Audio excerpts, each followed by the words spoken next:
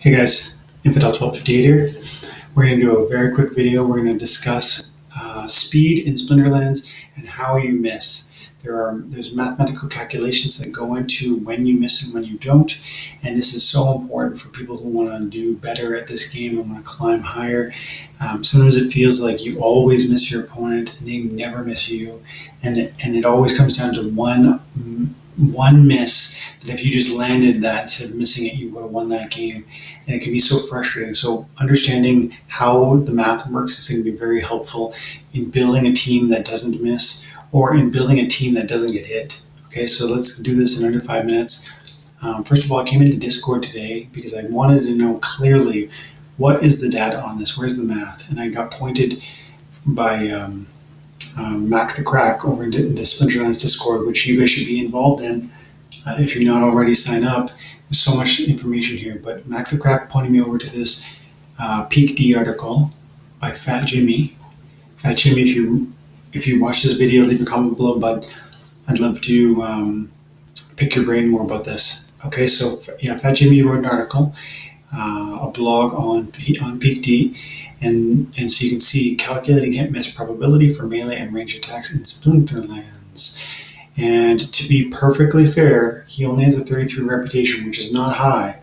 So that gives me some reservation about fully trusting the data that he shows here, but I have to also say that I think that everything he says here is accurate.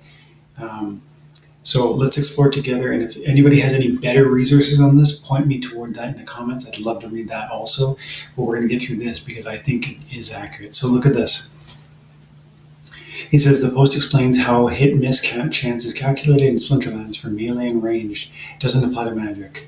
And he says, for example, let's start with two melee monsters who have the same speed. For argument's sake, say speed of 3. These two monsters with equal speed have a 100% chance to hit one another, either with melee or with ranged attack. And then for every 1 point of speed difference between the monsters, there's a 10% chance to miss. That's added. So a monster with 3 speed attacking a monster with 4 speed now has a 10% chance of missing the faster monster, or a 90% chance of it to hit.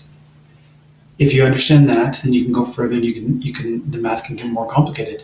A monster with 3 speed attacking a monster with 5 speed has a 20% chance to miss and 80% to hit, and so on. But then there's abilities like that compound and modify this calculation. So flying and dodge both add a 25% chance to miss, regardless of the speed of the monsters. So a monster, and then blind ability imparts a 15% chance to when the attacking monster is blinded, regardless of speed. So that's a nerf. Then takes away 15% of your opponents. Whoever's blinded loses 15% chance of their ability to strike. Again, this is all for melee and for archery. And he gives a good example. He says, for an example, a monster with 12 speed attacking a flying monster with 1 speed will always have a 25% chance to miss. Why? Because of the flying ability. The same holds true with dodge. There will always be at least a 25% chance to miss because of the dodge, regardless of the speed difference. And then blind is always going to also add another 15% chance to miss. If the attacker is blinded, they lose 15% chance of their ability to hit. And those are irrespective. Like, doesn't matter if you have the same speed. You get if Flight, dodge, and blind are going to impact you regardless of speed. And he says these abilities compound. So if you have flying and dodge, there will be a 50% base chance to miss.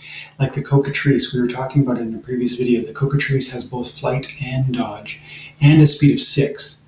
So if you come at the Cockatrice with a speed of 1 monster, you're not going to hit it, unless you have True Shot or unless you have magic.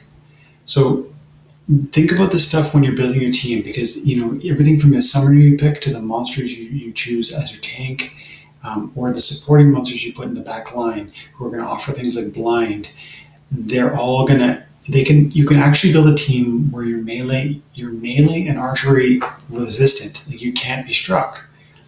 Now, mind you, things like snare can come into effect and erase the flight ability of your cockatrice, thereby eliminating that 25% chance to dodge. So it's a complicated mathematical formula that will evolve as the battle unfolds, because different abilities nerf other abilities and then counteract one another. And then there's things like cleanse that can restore, your initial buffs. So it gets complicated, but it's clear that if you had 10 more speed than the tank attacking, than the opponent attacking you, that's 10 more speed. That's 100% chance to miss. That's possible to reach, and you can plan your team like that.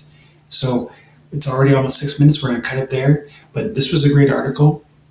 And Fat Jimmy, if you're in the comments, man, I'd love to see what your account name is, and I'd love to throw you some DEC for helping out. And also, guys, if other people know multiple resources that are going to point towards similar, or for that matter, conflicting data on this issue, I want to read those too. So leave them in the comments below. Thanks, guys, for your time and attention. Have an amazing night. God bless.